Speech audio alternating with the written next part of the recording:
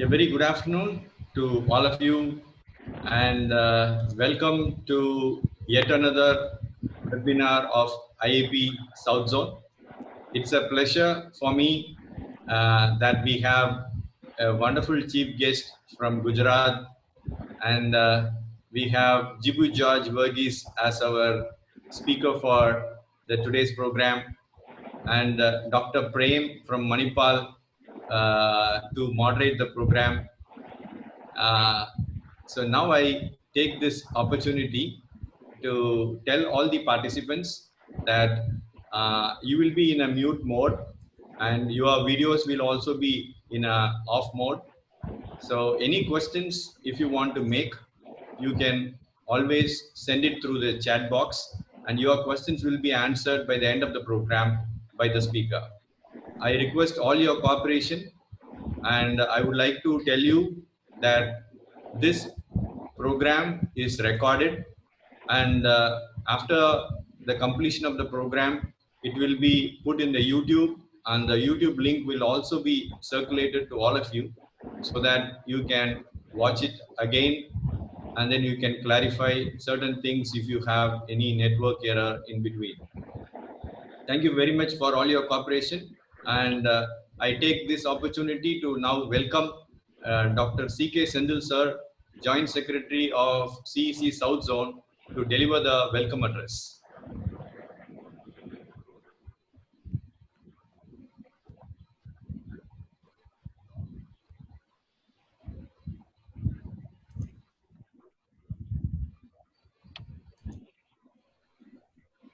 Sir, are you able to hear, sir?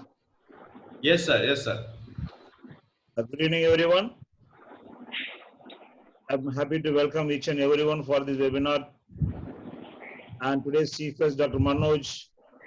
I know him since 25 years. Today, our Rajiv Gandhi University of Health Sciences is celebrating tomorrow by 25th year.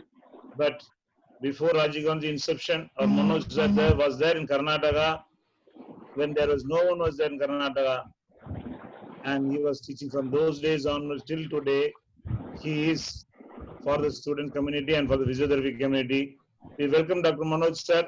Now you are in Gujarat, but your footprints over in Karnataka is always there for India. Dr. Prem, our moderator, we welcome you, sir. A very, very lovely person. He had conducted many workshops, many conferences, and when it comes to the students' need, he was always there. Now we are all professionals over here, but I know him since years. He was so helping in all those things, and the real teachers are there today. Even though it is Sunday, everybody is sacrificing the time, and for our profession, they're dedicating it. I'm so hats off to you all, my dear friends. And if I don't thank for granting permission our Honorable President Dr. Sanjeev Jha, General Secretary Annamalai sir, and Treasurer Ruchi Madam. Without them, all these webinars must not have been taken place. So, on their wishes and their permissions and their stand, we are here through IAP to deliver the best for the professional community.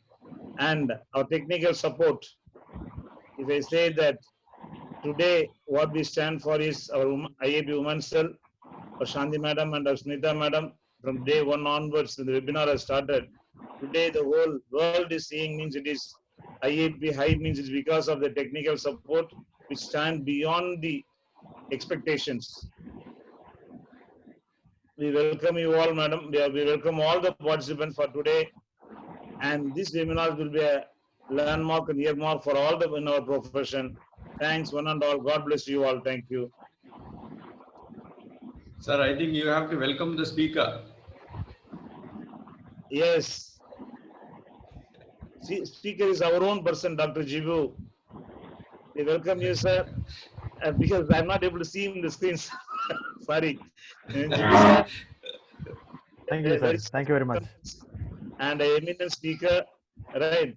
As he was one among us, he does not require any welcome because he's going to be there for always with us.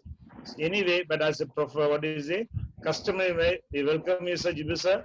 Thank you, sir. Thank you very the much. last minute, he was interested and to deliver the best for the profession.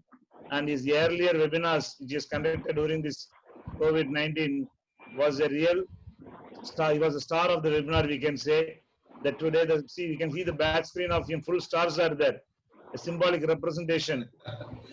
Our star webinar star, our Jibu sir is over here. We welcome you and we expect the best from you. Thank you so much, sir. God bless you. Thank you, sir. Thank you, sir. Thank you, sir. Actually, I would like to share a few experiences once we put up this flyer. People were asking us, sir, how do you pick up right people from right place and you make them as your speakers? So that was the comment. Because there were so many fan followers for Jibu when we put the flyer. Thank you, sir, for all the support and cooperation. And I know Jibu for a very long time, and yeah, from his studentship, I know him. So he's a very inspirational person. Always want to achieve something. Thank you, sir.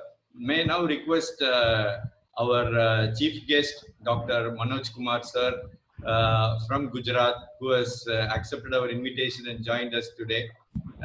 Sir, please bless us with your encouraging words, sir. Thank you, everyone. Blessings will be a great word. In fact, my best wishes are always there with physiotherapy. A little bit of introduction has already been given by Dr. Senthi, sir. He had been our pole star and happens to study and visited all parts of India. IIP is doing a very good, wonderful services. Though many of you I may not be knowing personally, but I know by your work that is more of a great thing. And the topic selected that you have done it for today is really very good and informative, useful. We as a person probably is not as important as our work. Because we as a human being speak to people through our work, the kind of thought that we possess inside. So all of you are doing wonderful work.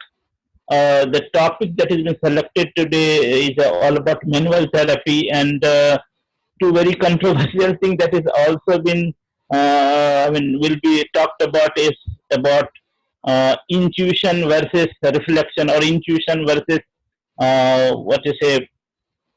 researches or effectiveness, or the studies or systematic reviews, and the intuition of a therapist who will be treating patients.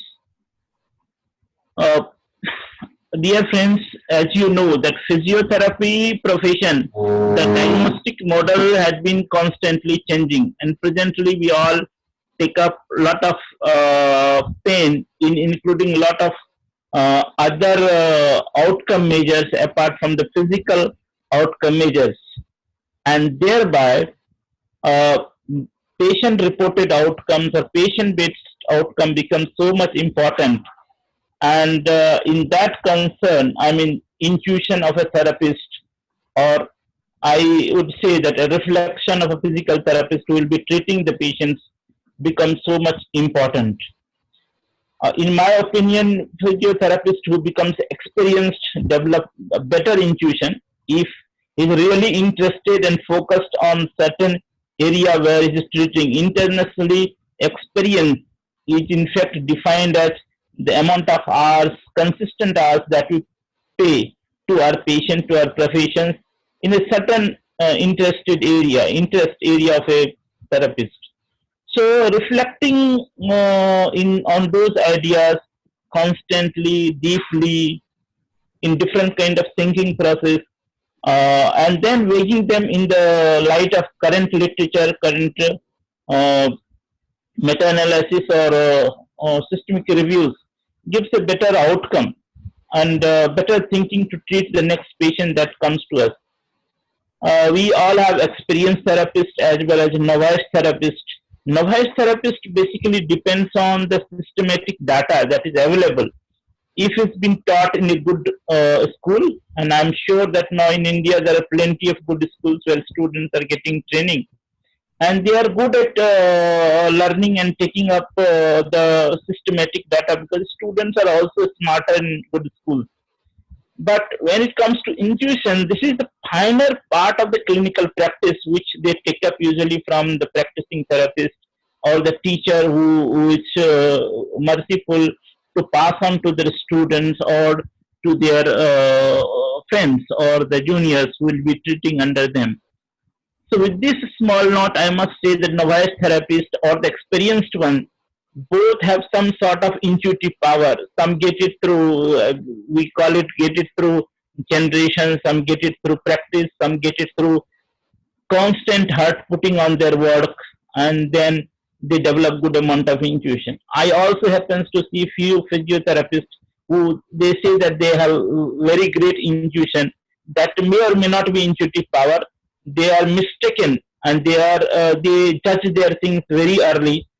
So with little bit of that precaution, I'm sure that if I become intuitive and yet reflective and quite attached to the scientific revelation, not just disclosure, but scientific revelations which is coming in physiotherapy through different peer groups, through different scientific forum, will be enlightened. With this note, I welcome the speaker, Jibu Saab, whom I do not know personally, but I am very sure he looks so smart and dynamic. He is going to enlighten us, and I also give my best wishes, Samuel Saab, Sensi Saab, and other participants all over India. We in Gujarat call everyone Saab. So you are all my Saab, and I'm sure that all of you will be enlightened by Jibu Saab's praiseworthy elaborations today. Thank you all. Best wishes from my side. Thank you very much, sir, for the encouraging speech.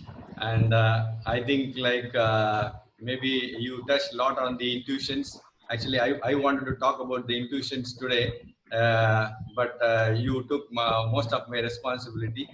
I think thank you very much for the wonderful Please, speech, sir. Now please compliment whatever I said. Sure, sir.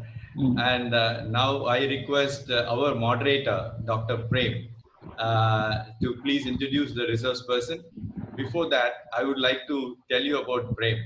Prem is again a wonderful speaker, and he conducts a lot of programs, and he does programs in India and abroad. He's again, like you see, like what I would like to see in this is even though we are all resource persons traveling to different places, and then we have our own crowd at doing things. So I could see that the friendship between Prem and Jibu, okay, because when I asked Jibu, like, whom do you want to be your moderator, the first thing he thought about was Prem. So he's again a resource person. So like this is a good attitude, like this should happen in physiotherapy. Like everybody should be friendly and then working together, and they should contribute for the profession. Thank you, and Prem, I request you to introduce the speaker to the participants. Thank you, sir. Thanks for your kind words, Rajan sir, and also Sendil sir. Thanks for your words. Okay, so I would like to, I'm happy to introduce Dr. Jibu George Verghese. So currently he is a professor and principal, Faculty of Physiotherapy, Meenakshi Academy of Higher Education and Research at Chennai. And he is a member of Mulligan Concept Teachers Association, Australasia region. And he is also an accredited Mulligan Concept instructor in India. And he also has got a work experience at Sri Ramchandra Institute of Higher Education and also at Savita Institute of Medical and Technical Science. And is a clinician and academician for last 16 years. And he has got varied interest, in manual therapy, different types of manual therapy. And he has organized and conducted 45 national workshops, 8 international workshops outside the country. And he has been a resource person for several seminars and conferences, and also been an examiner nationally and internationally for the Mulligan practitioner examination at Kuwait, Malaysia, Bahrain, and Saudi Arabia. So quite happy to invite Dr. Jibu for the wonderful topic, which is intuitions of a manual therapist. Does it stand advantages beyond available evidence? So without wasting any time, Dr. Jibu, please take over. We are quite curious to listen to you. I think it's manual therapy is art and science. So it's not purely science. We look for systematic reviews until this is working, this is not working. And it has got a art too. So that's where I think as a physio, we make a difference in patient's life. Yes, to Jibu sir. Thank you, Prem sir. Thank you very much. Thank you for the kind words. First of all, I would like to thank the IAP for hosting this and accepting me on this platform. And let's all be thankful to God that God has been keeping us all safe. And that's why we are able to attend this session here in spite of all the pandemic situations going around us. And God has been really kind in order to keep us safe. So His mercy is great. And I would also like to thank our CK Sendil sir for organizing this platform very well, along with Rajan Samuel sir. Uh, and even though they were telling something of what I have done and I have been doing over the years, I'm thankful. I'm thankful to God that God has been guiding me through a path where I am able to meet resourceful people in my life also, and really good people who have been able to create a difference and able to guide me on a regular uh, schedule. Well, from my undergraduate days, there was Nagarani madam who was a very good administrator and teacher, and she has been guiding in a very good way. And Rajan sir himself, I still remember his classes, and especially his classes on the anatomy of the cranial nerves. I still remember it crystal clear, and that was one of the best classes that I have attended on. And then various other teachers whom I have come across, and lots of them. I don't want to, if I start naming, then if I miss out on somebody, then it won't be nice. But notably, I can say when I was doing my postgraduate studies, I was blessed to study under Professor A.G. Dandapani, who was very instrumental in teaching us to be a good critic about our own work. Even though those were the golden days where he had even though he was a tough person, he had that caliber. He still holds the strong caliber of nurturing physios to have a critical mind. That's where I picked up this particular trait. And ever since, we continue. I try to continue what he has taught during those classes, and we try to do things. When I say we, it's all the classmates that we were together. And I still remember and miss those days, and I wish I could learn more from him, because learning is always a continuous process. And so I was blessed to have very good teachers in my life, thanks to God. And then there are a lot of students whose questions have made me think, and then we find out the answers for that. And of course, our clinical materials, our patients, our clients, all of them have contributed a lot to the becoming of a good physiotherapist, or somewhere near a good physiotherapist. And then when Rajan sir says I mentioned Prem sir's name, well, he is a good friend of mine, but I didn't mention his name because he's a friend of mine. But I know that he can also be a very gentle and a nice, strong critic. So if there is anything to be corrected, he will definitely, or if he has a different opinion or view on certain things, he would definitely bring it forwards. And that is why. And I have had the privilege to have good company with him and many others in our group to learn more advanced things in our profession. And every time we meet, it is definitely a very valuable time where we have a lot of discussions on what's new in the profession, or uh, any what is the contribution of any associated medicine or alternative medicine which has come as a new thing into our profession. So these things are really valuable, and that is why I thought Dr. Prem can do a lot of justice.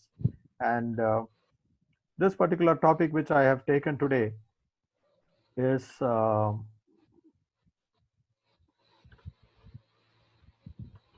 intuitions of a manual therapist. Does it stand advantageous beyond available evidence?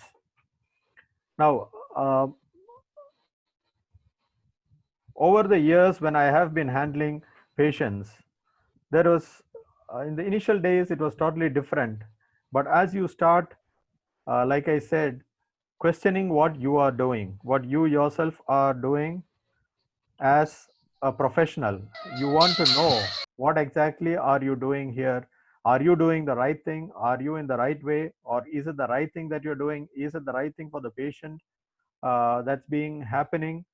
That's when you start thinking about all these, whether you really need to do the right thing, whether you are really doing the right thing, and that is what you need exactly to do. And that is when we come across in today's world, we see there's a lot of uh, talk going about evidence-based practice, and there's a lot of things. A lot of people have been using it, and then all of a sudden there's a lot of silence about it, and then again it comes up from nowhere, and then it keeps going on and off. So that's what usually we see around. But I really wanted to bring this topic because many a times I had a little hiccups or glitches with the existing evidence also.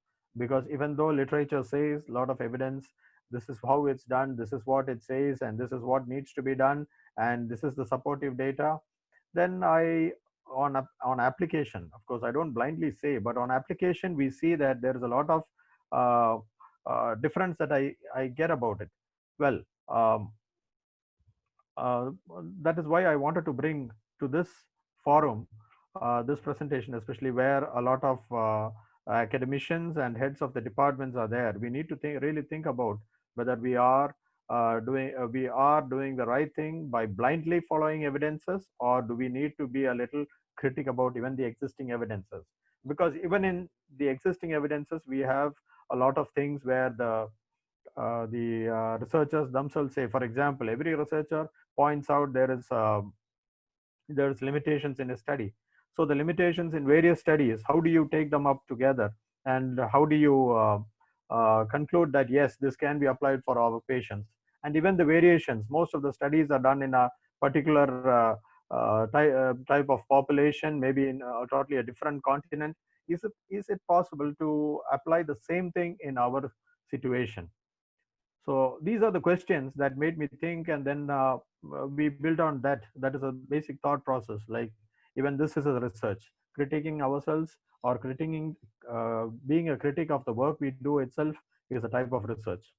So the objective of the presentation today is to bring forward the existing concept of intuitions in clinical practice that is usually hushed, and also to realize more on the existing evidences in a broader spectrum, in a very broad way, and also to sow seeds of promoting efforts to grow the inner sense of intuition along with reasonable progressive knowledge of the human body. So this is what I'm basically trying to bring about here. And when we look into the definition of intuition, it's being basically defined as the ability to understand something instinctively. So when we say instinctively, you can say it is sudden, and it is coming out of nowhere. It just came into your mind. Of course, there's a lot of background for it, and without the need for conscious reasoning. And you don't have to reason it out, but you have a strong sense or a gut feeling that it could be something of this sort, and that's what you want to pursue on. And it's definitely not a bias. A bias is totally different. Don't mistake it for a bias. But a bias is a different thing. But when you say an intuition, it's a gut feeling that this could be it. And then other definitions also say that it is the power of attaining to direct knowledge or cognition without evident rational thought and inference. And then they also say it is an immediate apprehension or cognition. And then to talk in a more vaguer way, they say that's what you call as the sixth sense. And then on the other side, we have what we talk about evidence, something that furnishes proof, that you have some proof that this is what it is, and this is what is being done, and hence this is how it's going to be, and this is what it will be. So that's what evidence is all about. or evidence-based practice. The evidence-based practice is the integration of best research evidence with clinical expertise and patient values. So remember, now here even the definition of EBP says of the best research. Best research means the best of the research which has been done. It doesn't mean that's the perfect research, and it nowhere says it's the perfect research. It says the integration of the best research evidence with clinical expertise and patient values. So since many years, the notion of intuition and its use in complex clinical decision making has created points of debate, discussion, and tension. Like many a times they might say, how do you just start applying something that comes to your mind? Well, we are not definitely doing it here, but it's just a gut feeling. And then you need to have your ways of safely applying it into the system or into your practice. That's what we are trying to do here. And the recognition of intuitive experiences has consequences for communication and decision making in clinical practice. So here, the intuitions can always be later supported by a scientific hypothesis. And once your intuition is proven right, yes, I thought it was this and that's what it turned out to be. Okay, then probably you can definitely work out on what could be the possible reasoning here. And then you definitely have to bring it out as a case study, because definitely you were on the right track. So when somebody is on the right track, there is no questioning. But of course, there is also the ethical side. Hopefully, you are not harming the patient or doing anything to hurt him.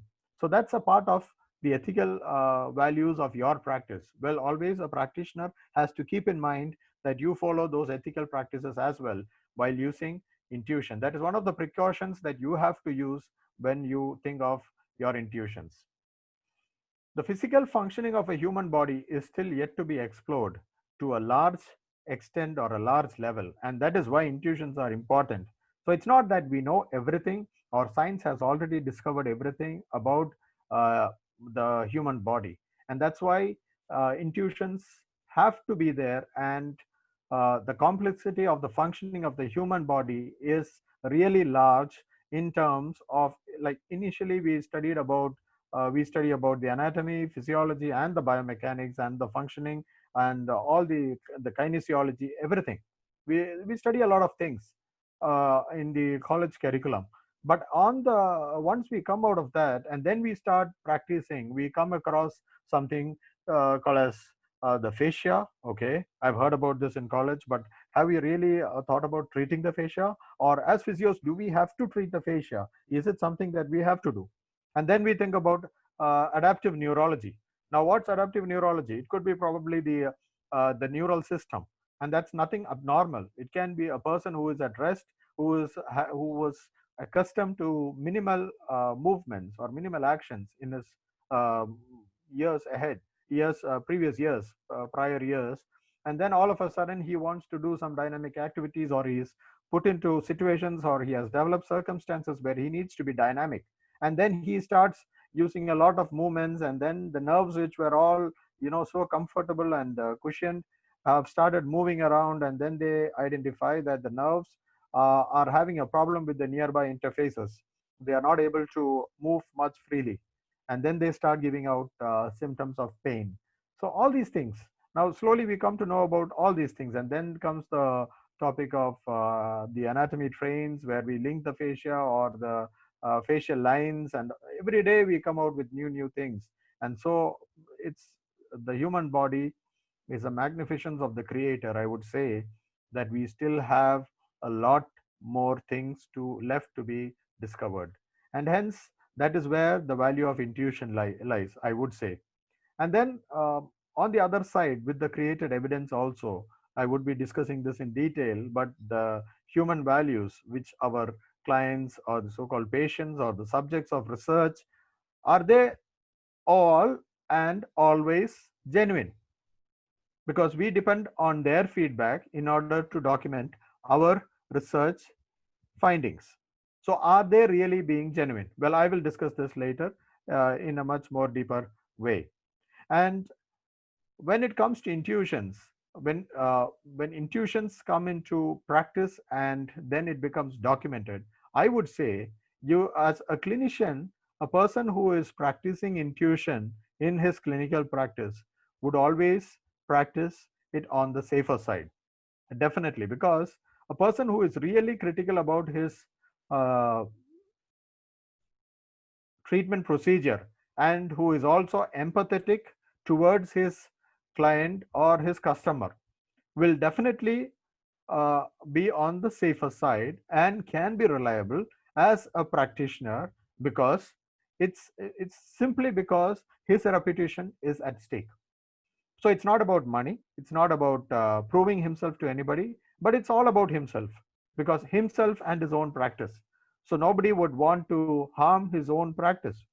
So definitely, if he is going to use an intuition, that will be on the positive side.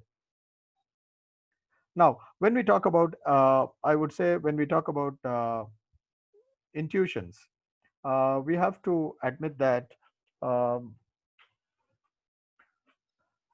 the clinical experience of the physiotherapist is equally important. Now, intuitions can grow or will be seen only in those people who have a good amount of clinical experience. So, and we come across with people who, well, I have come across, at least I have come across with people who have been treating patients in a very mechanical way over the period of many years altogether. So when I ask them, so why are you doing this particular treatment, or why are you doing that particular treatment, and they say, well, that's what's being taught and that's what's been practicing. And if you try to justify, they may even come to the level of argument where, see, when I've tried this, I get results, and I'm just happy with that. So that's most of the time what the justification that we receive from those practitioners.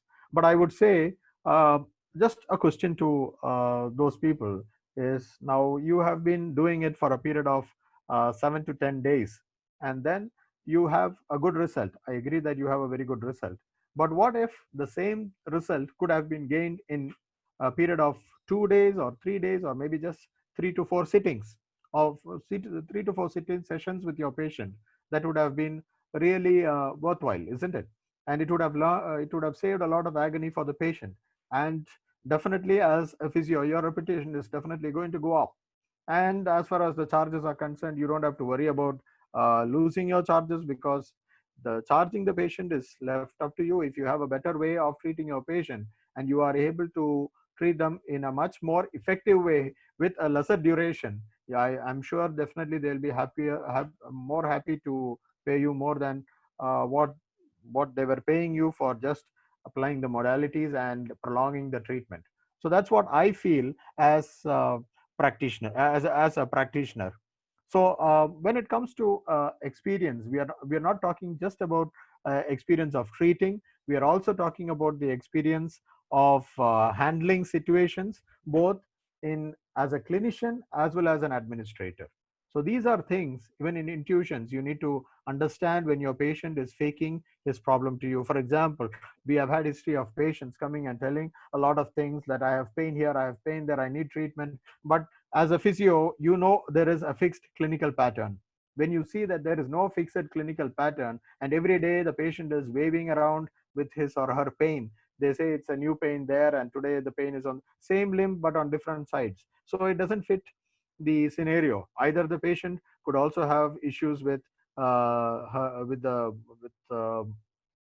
psychological reasoning, or the patient would have some problem psychologically, would be affected, or it could be that the patient is trying to be shrewd enough and trying to fake something for some hidden reason.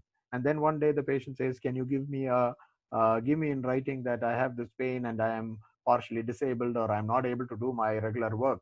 So the patient could be doing that in order to escape from her regular work, or the patient could be doing that to accuse somebody, or to file a suit against someone who has assaulted her in a mild way, but she wants to magnify it up.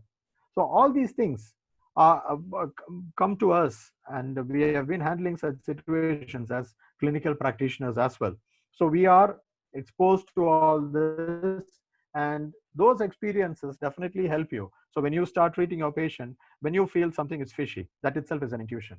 And then when you feel that you need to probe into it, and you ask um, in a very tricky way, okay, today yesterday your problem was here, when do you think the problem shifted to another place?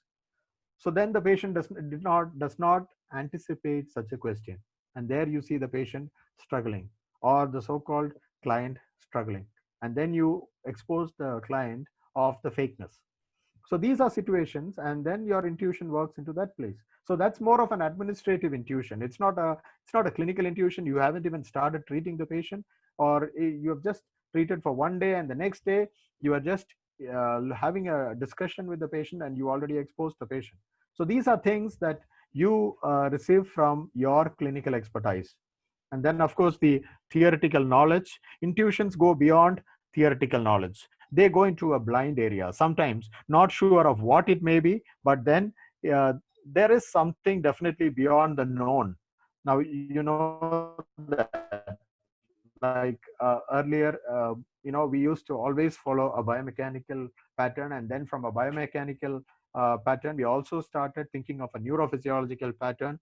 And when both are existing together, and both have been used as and when required, all of a sudden there comes a visceral pattern. And then I'm not talking about the referred pain, but there are issues when the mobility of the viscera, the stomach, the mobility of the stomach is affecting the giving out physical symptoms in different organs, different extremities, or the viscera, dysfunctions of the viscera, or the motility and the mobility of the viscera is being manifested physically. A particular movement of the body gives, let's say, the shoulder or the left shoulder. When the patient has a problem with the liver, the patient can exhibit pain at the right shoulder. So these are scenarios that you see, and now that's lot of new information that comes. And then these are not things that we see or can be included into a routine uh,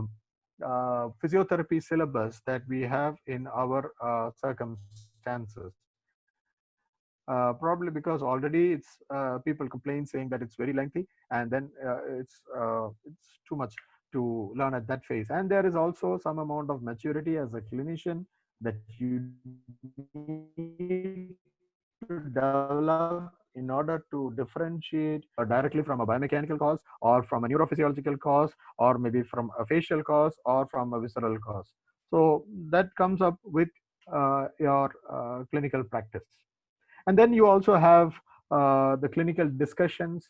Now whenever you attend your different sessions on clinical discussions, you also add to the background knowledge of one's theoretical basis, which may come to prominence and be a significant part of arousing the intuition.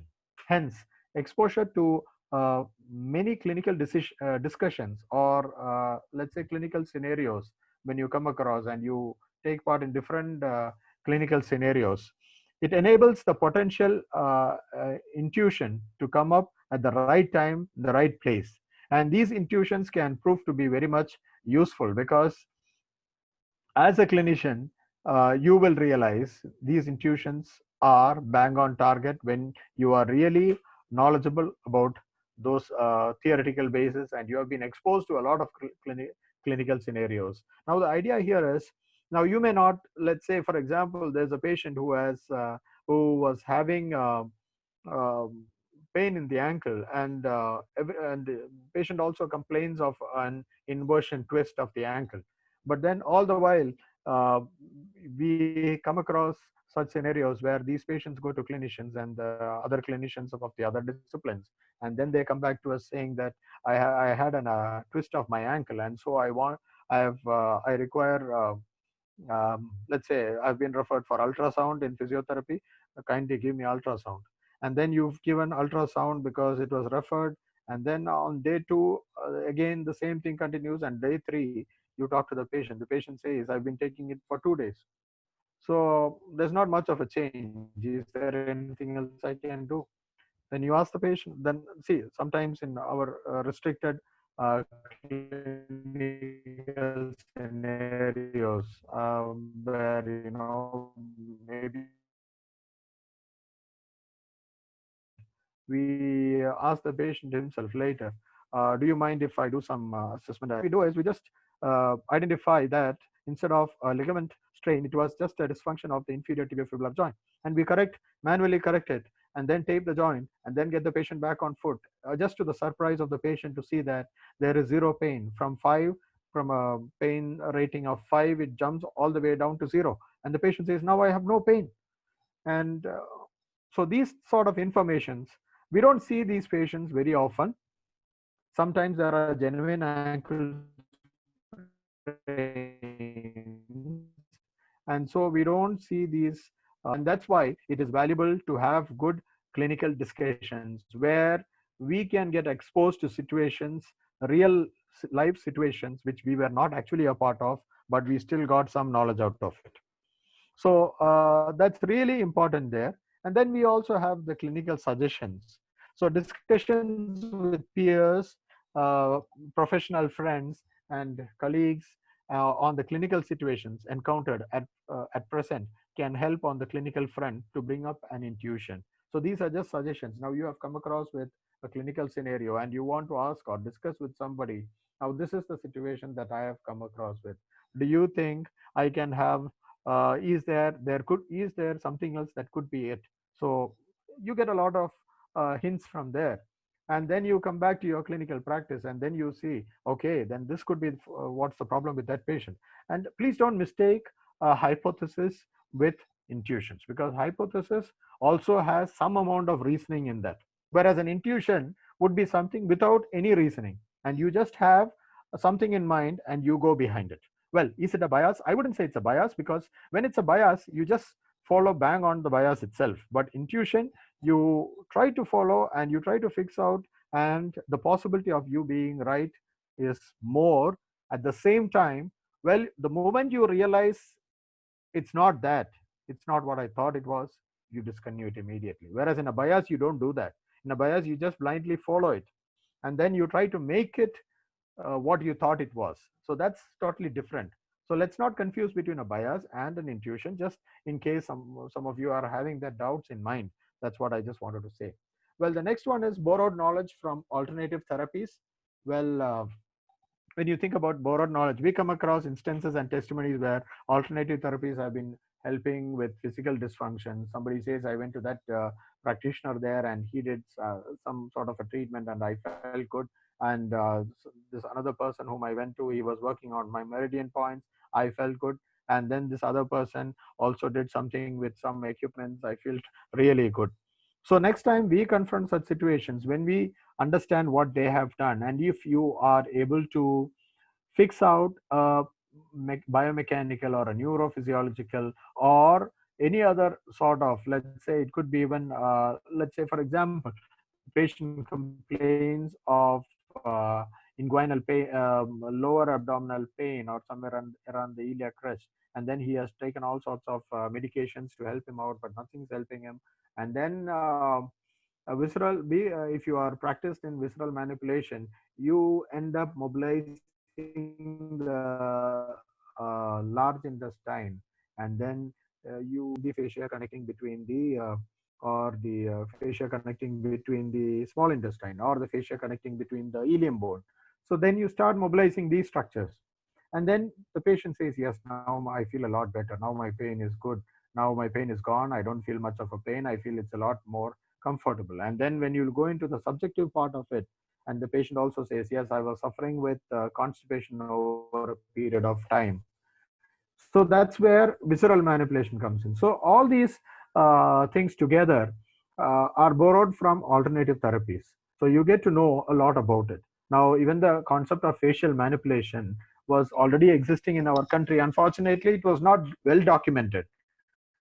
So what happens here is these knowledges have gone out of the country, and then they have come back to us in a totally different form, in a totally different documentation. So that's what has happened over a period of time. And then we also have self-exploratory findings of new theories, and one time or a repeated experience of or the same. So what we mean here is, well, as a clinician, let me say, as a student, you have learned so many things and you have passed your exams, you are ready for clinical practice. But as a clinician, you identify that this amount of knowledge is not sufficient, because beyond that, when you come across a clinical situation, well, you would have everybody, we all of us have learned about fractures. Now, once you have come into the clinical scenario, you understand that no two fractures are the same. They're all going to be different.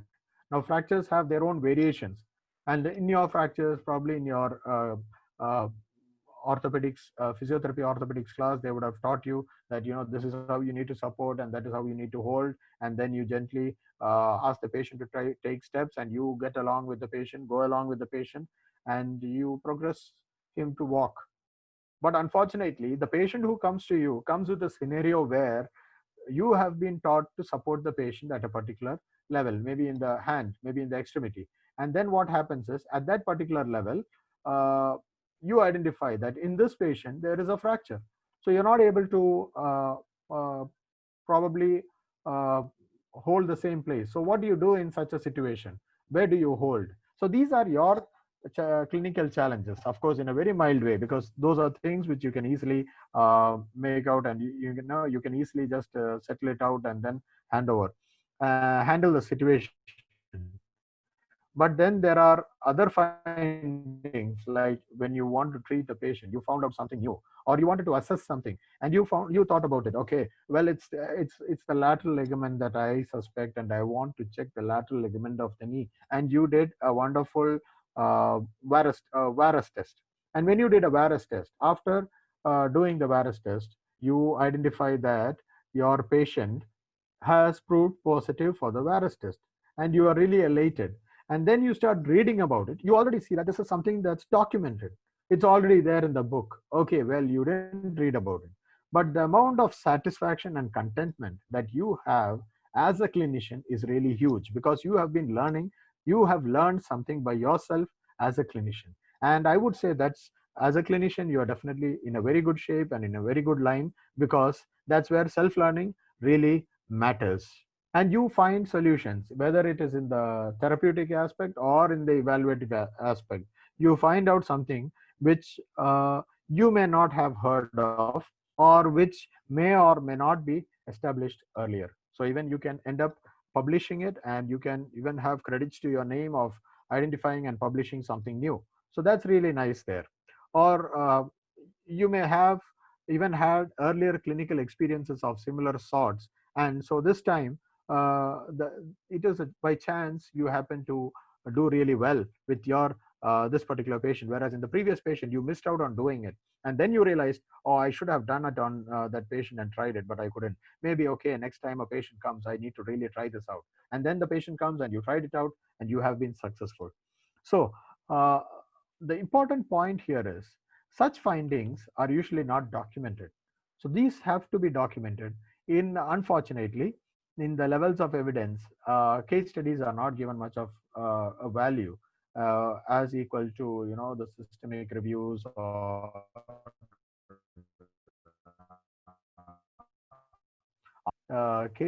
single case studies have its own value, is really valuable, because when you expose it to the public, when you expose it to the physio fraternity, any person who reads to it and happens to come across with a patient, single patient, can definitely help that patient.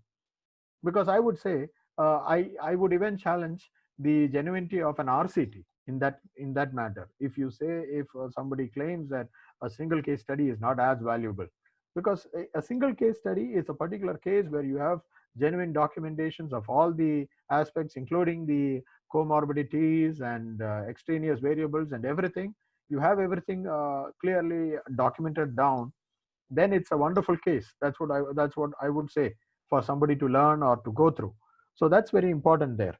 A change in this direction is very important, because it's not just the RCTs that are really valuable in physiotherapy, but we need also to think about encouraging clinicians to come in with single case studies, and that can be a big step for the profession, a very big step.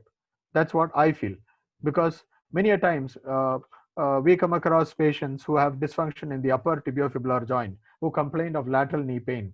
Lateral knee pain, we come across with people who have been trying with all the different things in the tibiofemoral component. Many a times they miss out on the superior tibiofibular joint. But the patient also incidentally points out on the lateral aspect of the knee joint, and we see a lot of people documenting pain along the lateral joint line. Now, why would a joint line pain for a young male? Even when a young male is showing that, there's something fishy there, isn't it? So he has not had any previous trauma, anything that leads to a degenerative joint disease is not seen there. Then why would he have that? So that has to be really documented. Having a dysfunction of the upper tibiofibular joint is not a very common scenario, and you don't get an RCT for that. And when somebody has done a study on that and done a single case study, I believe it's worth its weight in gold, equal to that of an RCT. So that's where we stand. Or let's say if it's a costochondral joint. Now you go to a person with a person of a different discipline, he would clinician, he would say it is costochondritis. But for me, when I start evaluating, I check for the movements or the movement pattern of the ribs, and that's what I want to see. I want to see if the ribs are really moving, and if trajectory or the movement pattern as the preceding and the proceeding ribs. And I want to see if there is any dysfunction in that terms. So if there is a dysfunction, then I would call it a dysfunction of the second rib or third rib or the fourth rib. I wouldn't call it costochondritis. So that's what differences between intuition, between an experienced therapist and a novice. And I would like to document that. It's a very rare case, I would say. It's a very rare case. Or if you come across something with a low back pain and you evaluate and you just happen to do myofascial release or a trigger point release for the rectus abdominis. And then the patient says, now there is no more pain. Now I'm completely fine. I'm just feeling so good. So that's a different case. And because even the therapist himself might feel surprised because is that it? That's all. Your back pain is gone. Okay. Then you need to put him into some stabilization exercises and other working on his kinetic chain and all those things, and then get him back on his feet. So the moment you practice such that the misery of the patient is taken out in a jiffy or in one single session, you are the hero there, at least to the patient. So that what happens there. As an individual, you grow up in stature, and as a profession, it grows up in stature. So in these cases, intuitions play a major role. Now going to the next slide. Well, talking about clinical expertise. So what is clinical expertise? When we talk about intuitions, we definitely have to discuss clinical expertise. It is built on a foundation of integrity by integrity of a clinical therapist. Well, there are so many people who just practice for the sake of practicing. They don't do much of critiquing about. They don't do much about a critic about their own functional activities. Rather, they just treat the patient blindly and send them off. They just fix in their mind this is the number of sessions they need to do, and they need to just come, and then this is the same treatment that's going on, and the patient also gets too used to it. And we come across with clients who try to critique our treatment, whereas sometimes we come across clients who blindly believe us. So we really need to think whether we are following our practice in the right way. And forcing evidence in practice also can result. Now, this is something. When you force evidence in practice, it can result in one thing: investment of clinical hours. Whatever clinical hours a senior physio or an experienced physio has invested, the clinical hours, his mental exercise, the amount of clinical reasoning that he has been putting into that particular case, and his correlations with earlier experiences, being put to trial, causing demotivation and demoralization to the spirit of documenting and sharing genuine research and self-deliberations in the clinician while treating clients. Now, this is what can happen. Now, if you start, uh, uh, if I try to explain it, somebody who's been very innovative in his approach towards his patients and has been doing well, and so all of a sudden you go and say, you can't be doing this is what you need to practice, and this is what you need to do, and this is what we need to apply. So when you start saying that, such a person who was doing good would like to do the same good that he was doing, but of course he may not expose it because he's been put into a closed circle. And many a times, um, as clinicians, when somebody forces us to practice only in a particular mode, we also tend to hide certain things. End of the day, we ensure that the patient is in good hands and the patient is done well. Treatment to the patient is done well. But of course, we may not be having the freedom to document it, but then this is really necessary in physiotherapy as a clinical expert. And then what happens here is imposing of evidence also causes a senior person who is actually a good clinician to stay away from being a mentor with genuine experience to young generations of clinicians and researchers who can be very much benefited from the resourceful uh, senior in the profession. So these are things that can be detrimental at times if you start imposing uh, evidences. Now, just to quote a few examples on clinical examples on how intuition plays a role. Now, somebody comes with pain on the medial, anterior medial aspect of the joint, of the knee joint. And then sometimes uh, patients can be a little tricky. Like I said, they will just point on directly to the joint line of the knee. Whereas you realize that and you want to ask, let me ask you something. Please point out where exactly the pain is. Still, the patient is particular in pointing out this is where my pain is, exactly on the joint line. And then you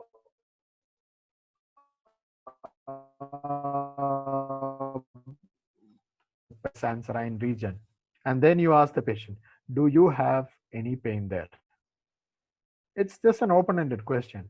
We're not trying to instigate the patient to accept that there's a pain there.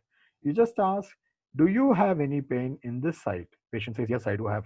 And is it more or is it less to the pain which you compared? Well, it's more. When you press there, I have more pain. So you're exactly bang on target. You are on the Purkinje tendon. And that's where exactly you are.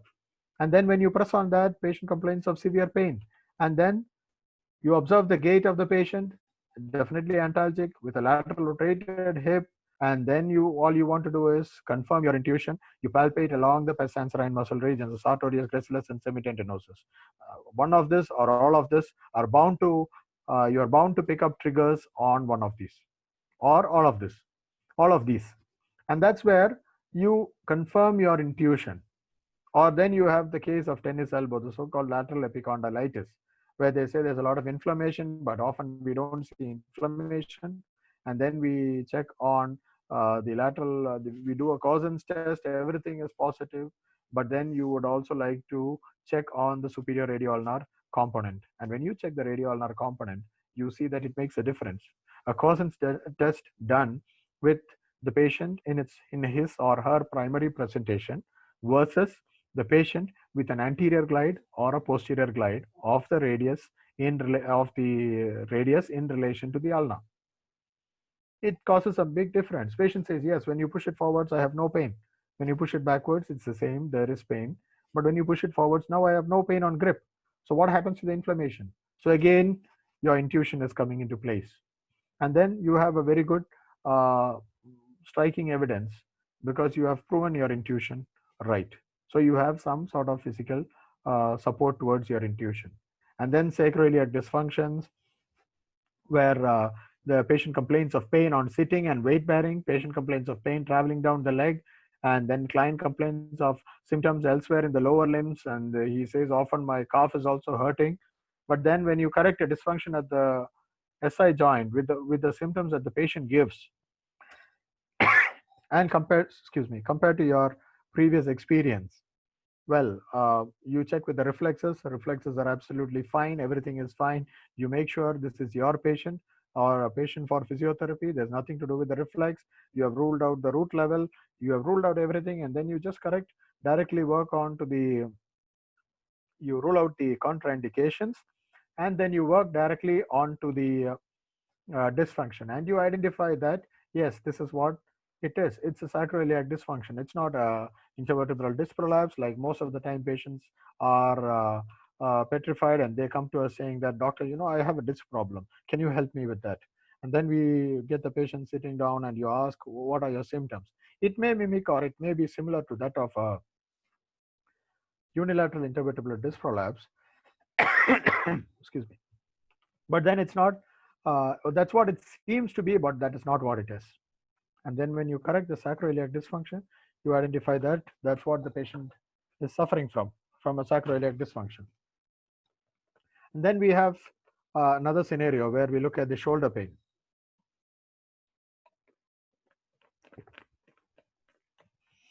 Now, after a person has worked on all the components of the shoulder complex with the pattern which the patient is presenting, you suddenly have an intuition.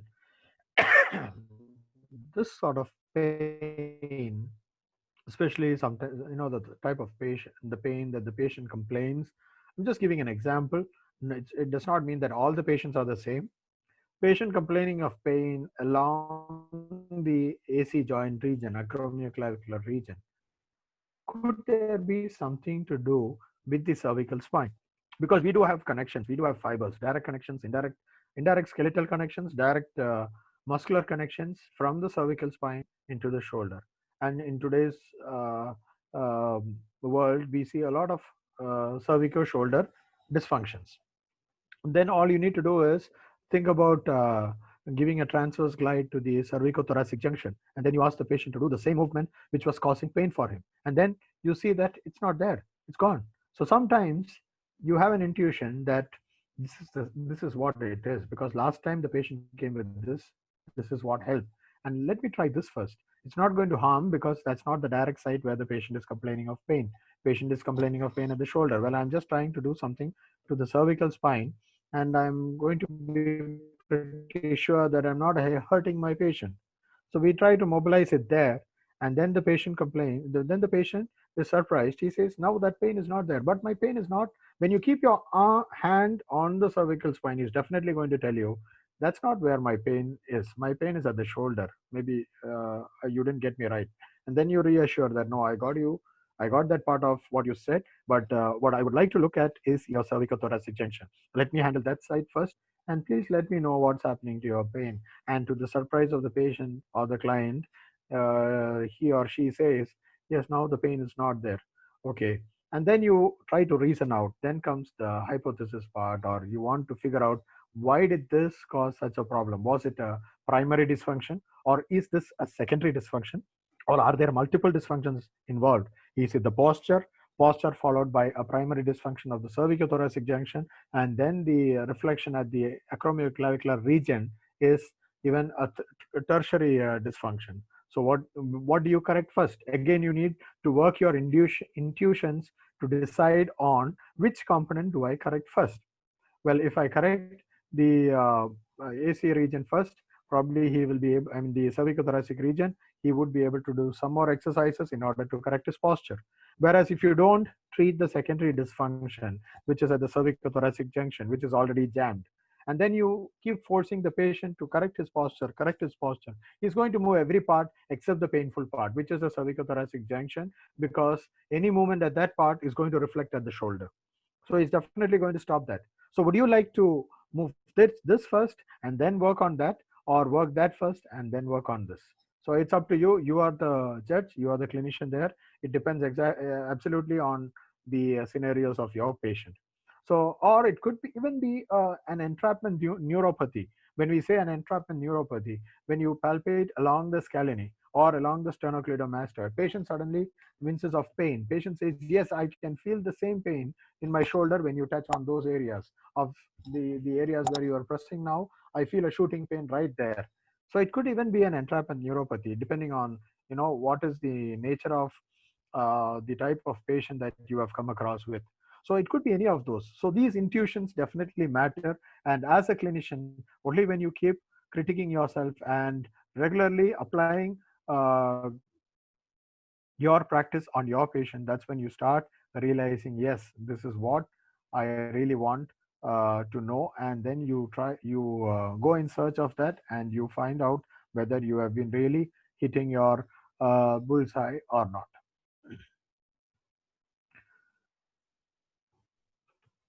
Okay. The next slide is on evidences available and what is the credibility of these evidences.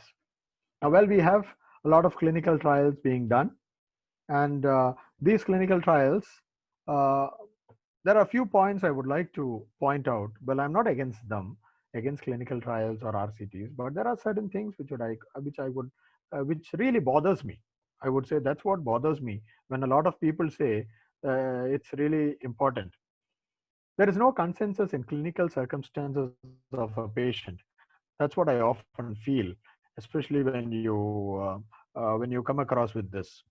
Are all the people under whom the research was conducted is equal in all circumstances?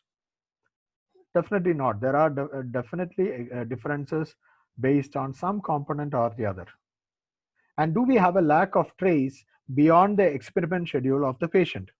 That is, you have no idea on what the patient does beyond the treatment session, which can also influence the treatment.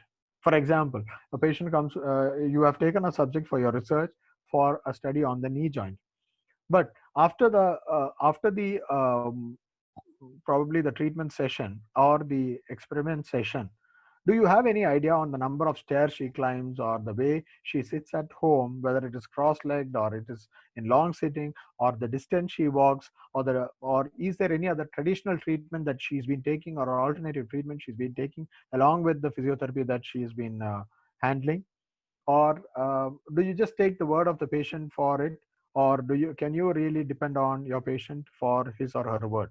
So these are things that really come to my mind as a clinician when I go through these evidences. And then integrity and genuinity of the sample response, because patients may fake pain or even overreact to the pain that they have when you ask for the scale of pain that they are suffering from, because two reasons. Some patients may say, I know, I have severe pain on that area. So what's the reason for saying that? Probably they feel that, when they start expressing themselves more, or they express more of their agony, we're going to give more attention to those patients. Well, not necessarily. They don't understand, but then their understanding level is different when it comes to our clinical level. So they don't understand the value of the research, or they don't really bother about it, or it's not something that really matters to them because they are in pain. It's not a fault on their part, but then uh, are we able to filter out that type of genuine patients? And it all depends on the integrity of the patient, and maybe they have a hidden agenda when they come to a physio. So that's what it's about.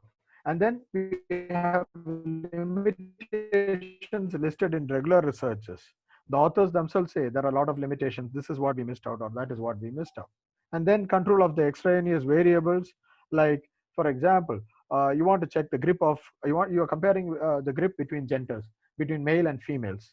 But are you really good at, are you doing a good job? Because uh, have you specified the study which you are referring to, has it specified its inclusion criteria and exclusion criteria really well? Because you can't take for granted that housewives have better lesser grip and men have larger grip.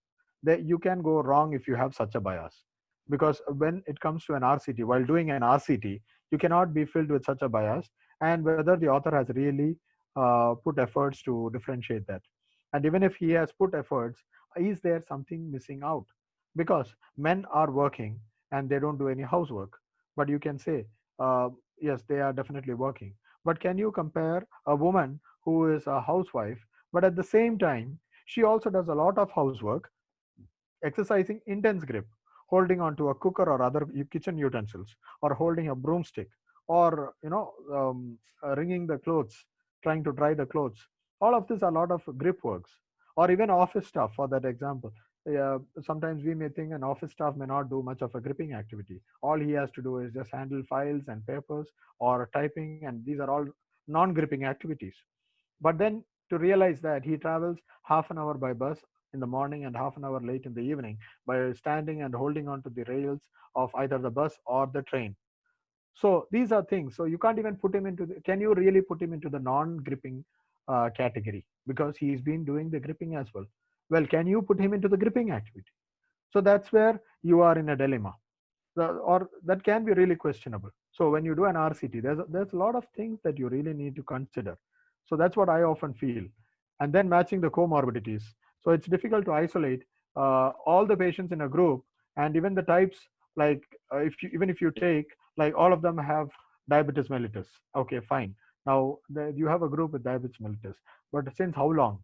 So, some of them may have it even beyond, let's say, a fasting glucose of 200, whereas some have a fasting glucose of just 130, 120.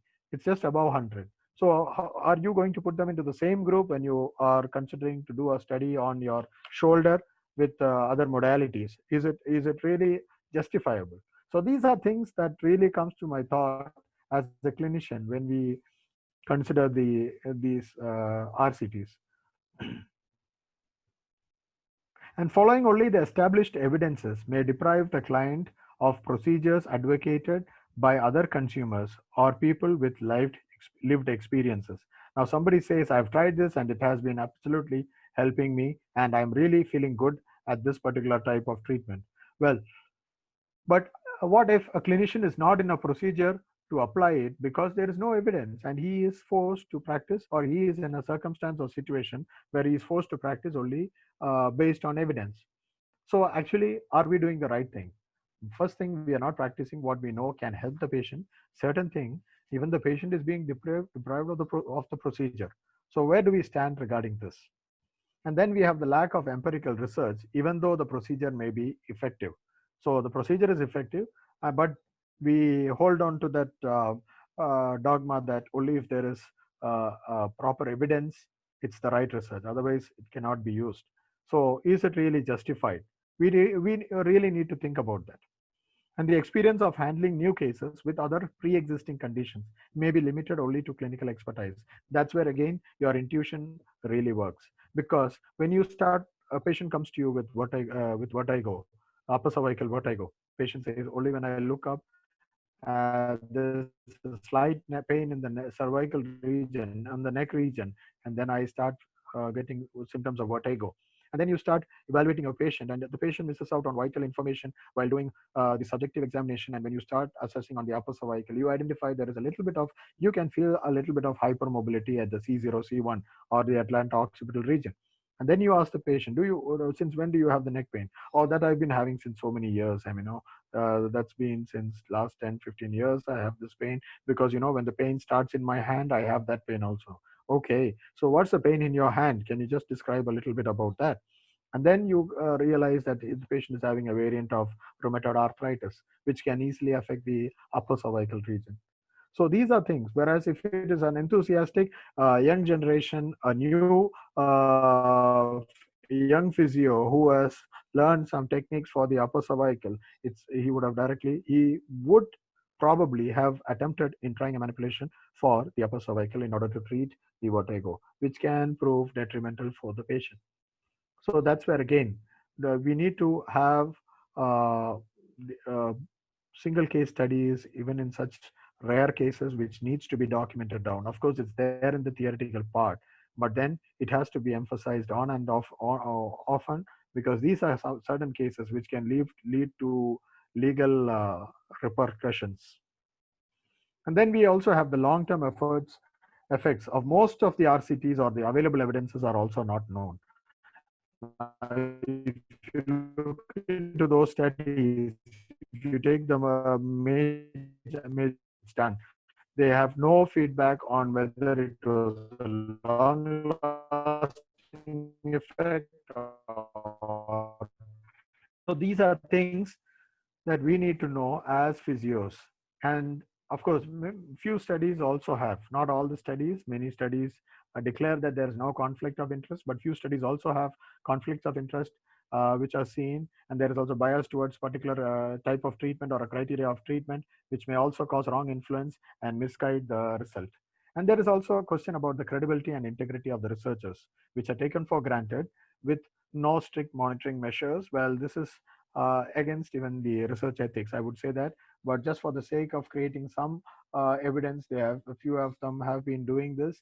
But we need to really think about those evidences that we are practicing. Is it genuinely dependable at times? Then we also see that at times research is incomplete or contradictory. On one side, you have that kinesiotaping is very good. On the other side, it says kinesiotaping is placebo. Or you say that this type of manipulation is not much of effect. Whereas on this side, you say that this type of the same type of manipulation is very effective. So how is it possible? So who is on the right side now? Whose research do we believe? So that's where the question, again, the question of credibility stands. I'm sorry, but if anybody wants to differ with me, they can definitely put forward on the chat, because these are things not taken from any books, but these are things which I have been thinking about and what has been bothering me over the period of years. And then I thought it's definitely worth to pen it down and bring it forward towards discussion in a presentation. And the value of evidences. So then, where does it stand? Why do we need these evidence? Of course, evidences do support our clinical practice, but it majorly works out in a society which requires where there's a demand for evidence. That's usually with the insurance, when they go in for insurance, because those companies pay the patient for the particular type of treatment they have taken, and they demand that there is evidence that this particular type of treatment works, or this is the golden standard which needs to be applied for that particular treatment, so that you have gone the right way and then we are ready to reimburse, or we're going to pay for it. So that's where it stands. Probably our society has not come so much of demand from insurance partners so far, and probably when the demand comes in, there should be more stringent methods of research to identify supportive evidence, yet to provide avenue for better intuitions. Now, putting a word on the clinical prediction rules. Now, where does it stand? Now, clinical prediction rules over the years have been really useful for clinicians to decide upon the treatment methods or the evaluation. What are the types of evaluation we need to do for a particular hypothesis? So that has been really important. And but even in those clinical prediction rules, we see the sensitivity and specificity of certain treatment procedures are not up to the mark. So there is a lot of discrepancy when we track in that perspective. So is it something to do with intra-tester or inter-tester reliabilities, or is it that the test itself is not really reliable? What exactly it is, we need to really look into. So we're coming to the conclusion part. Documented evidence is the result of a lot of efforts. I do agree, including RCTs. It comes with a lot of efforts from those people who have been researching over a period of time, and that needs to be definitely respected. But at the same time, I feel we also need to give due importance to case studies, case reports, and case series.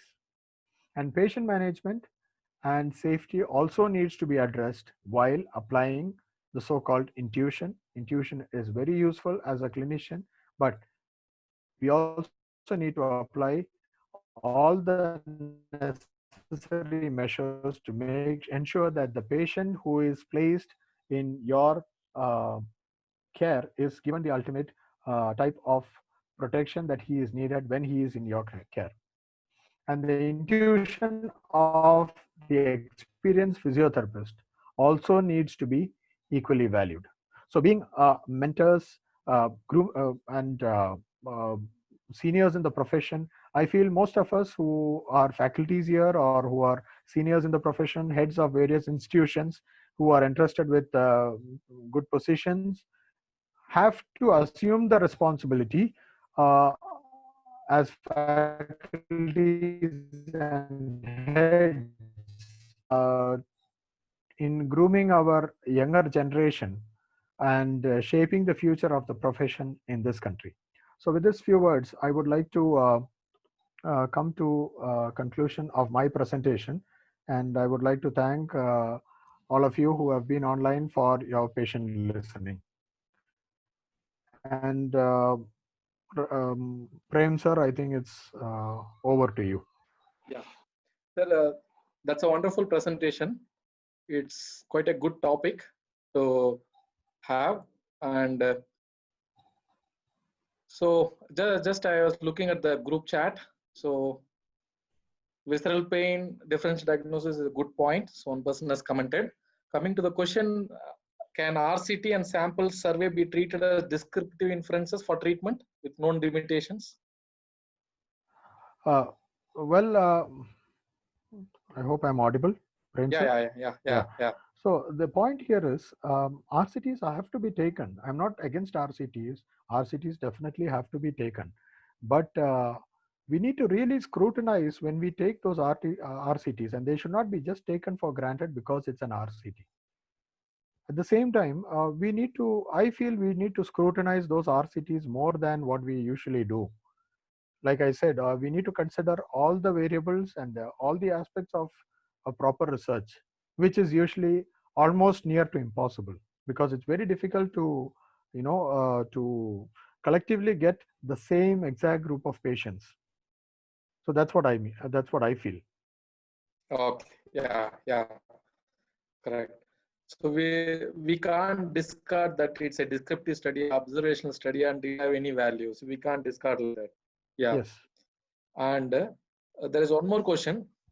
Uh, so are we to see intuition as a prequel to applying experience, evidence, and patient safety protocol while applying manual therapy? Now, intuition is not something that you can, voluntarily apply. It's something that comes to you with experience, and it comes to you with experience only if you are putting your heart, mind, and soul into your clinical practice. It doesn't come just like that. So, like, some people call it as sixth sense, some people call it as God's grace.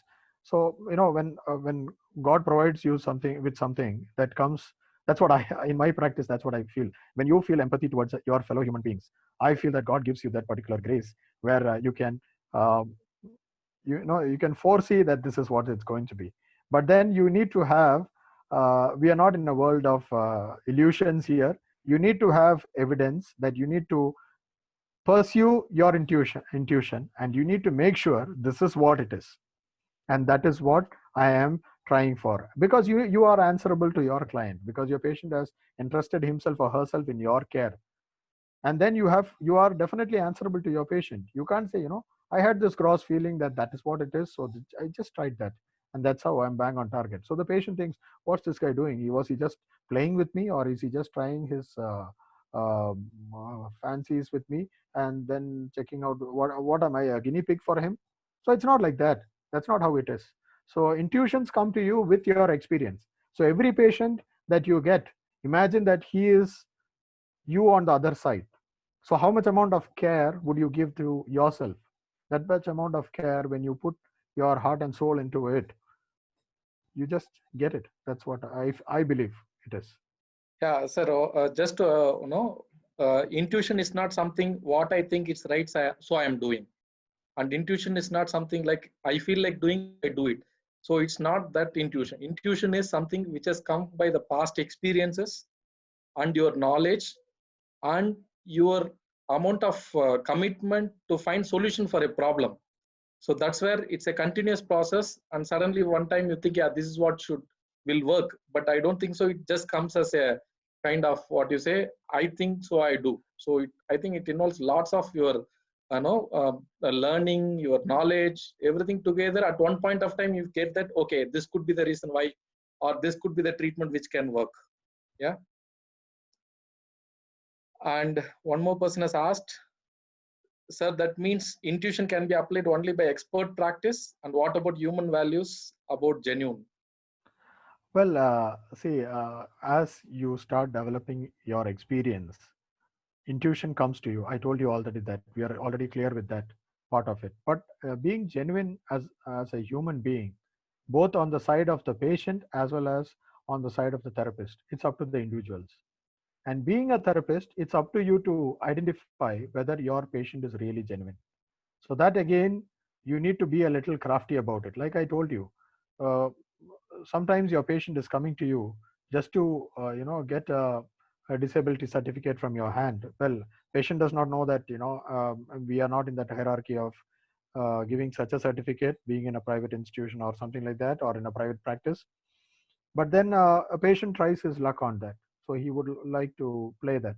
So as a crafty person, how would you like to counter him? How would you recognize whether that person is for genuine, for real or not? So that is something that you need, really, that comes with one-to-one interaction. You need to interact with your patient about it and then find out what exactly is he up to. So that's what I feel about it. Yeah, thanks, sir. So I think intuition is something which is closely linked with science. So without intuition, there are no discoveries. So Newton is considered as a person who has got the highest level of intuition. I think everybody is watching Apple is falling. I think he is the one who said it's a gravitational force. So without intuition, we can't go to a new arena or a new kind of approach. So if we see Mackenzie, he saw that by chance a person was lying down on prone lying or head end elevated. It happened so that person improved, but he further processed it to develop an approach. So same thing I think we can apply to visceral manipulation, where the barrel saw somebody improved, something is done in the abdomen, but he developed an approach for that. So it takes us to a different level. Yeah, definitely.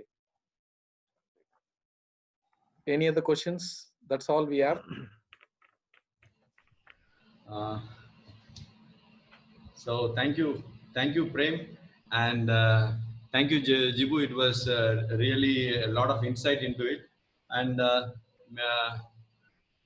you able to hear me, Jibu? Yes, sir. Yes, sir. Yes. So Yes. I have a few things to ask Jibu. Like, does the intuition of the patient have any value?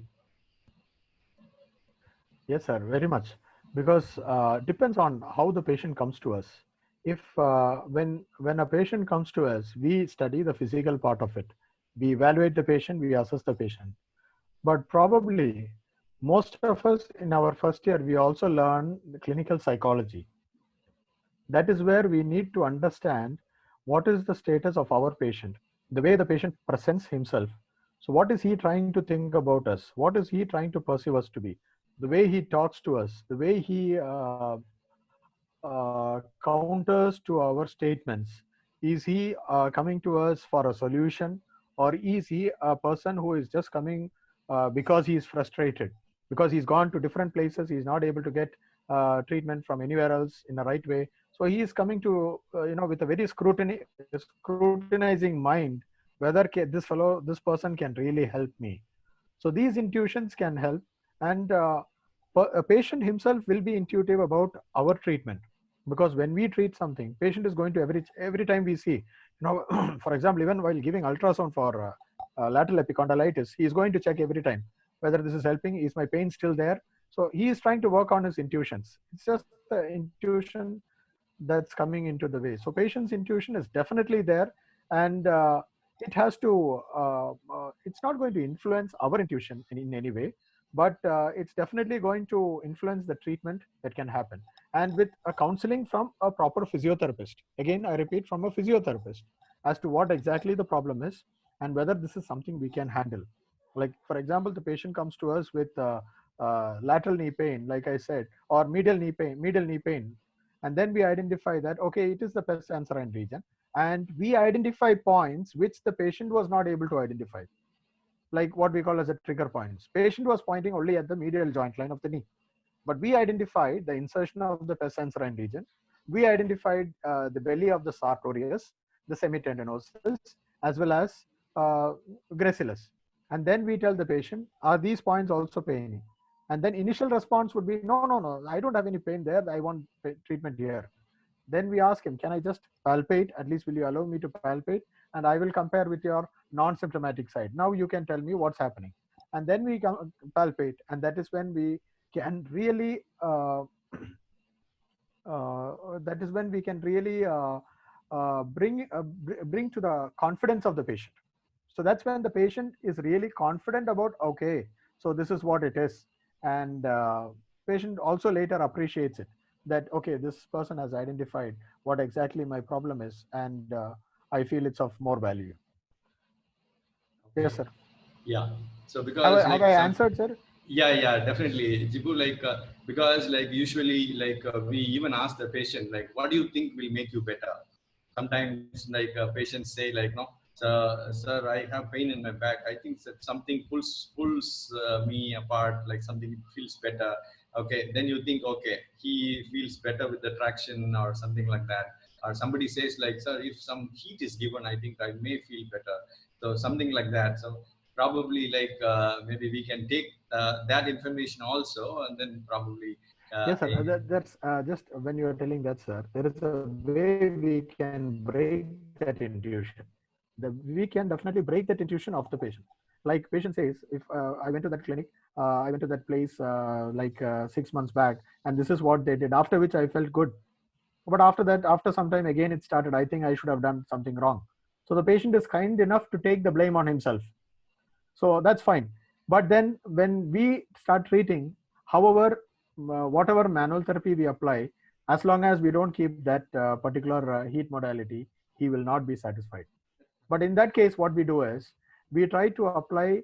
Uh, we convince him. We ask, definitely he may come with an attender along with him, and we keep the attender by the side, and we ask him to do an outcome measure, which will show what is the extent to which he can move or reach out his arms or bend forwards or use his legs, and then we work on him manually, release it off, and then we ask him to do the same thing, and then we show the change in the outcome measure, and we look at the attender and ask him, so what do you feel now? He says, yes, definitely he's moving much better now. And and then the patient looks at the attender. Okay, maybe then since he's saying, it might be true. And then we go in a different way in order to break that intuition. But if he is still not happy, I would definitely be fine to place the thermal modality, just that it's going to cost him a little more. Thank you. And one more thing I would like to share with you is like probably like when we are talking about the alternative therapies and all that, there is a say like intuition has something to do with the hair. Uh, so basically, people say like no.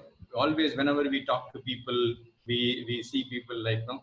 So that is something tells okay, this fellow is no cranky, no not a is having a problem. Usually, like we say, like we usually believe, men usually believe, and then oh, he's showing me pictures of the home. This is going to be coming. The wives, no, they don't say no, no, no.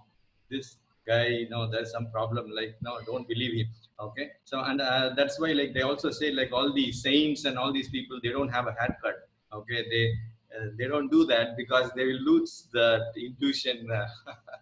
So I just want to know, like, have you ever seen some researches on this? No, sir, not at all.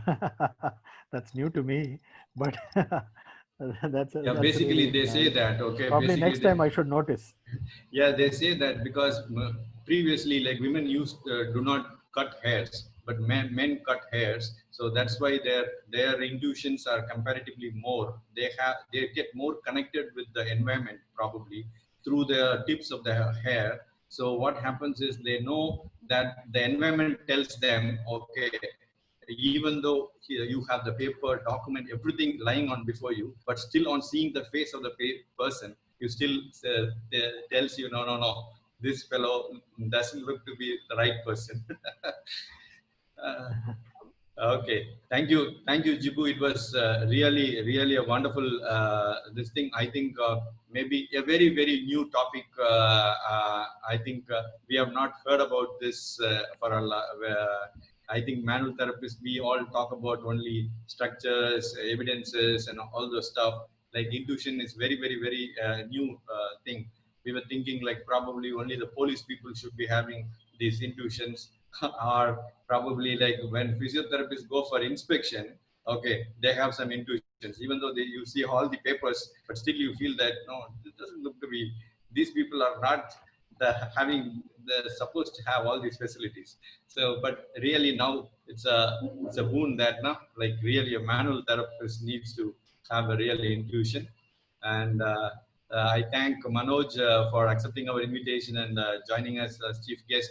I thank Prem for spending time with us and doing a good job and interacting with Jibu. And I thank all the participants. I thank the IAP WC Karnataka for their technical support. And I thank each and every office bearer, from the president to the lowmost person in office bearer and all the members for supporting us in making this event a good one. I thank all my IAP South Zone members also for this, and hope to see you all with a different presentation. And this particular pandemic situation, I think, has really made us a lot of change in our learning pattern. And I think, like, let us continue learning and do justice for our patients. Thank you. Thank you, Thank Jibu. you very Thank you, much. sir. Thank you, sir. Thank you, Prem, sir. Thank you. Yeah. Thank you.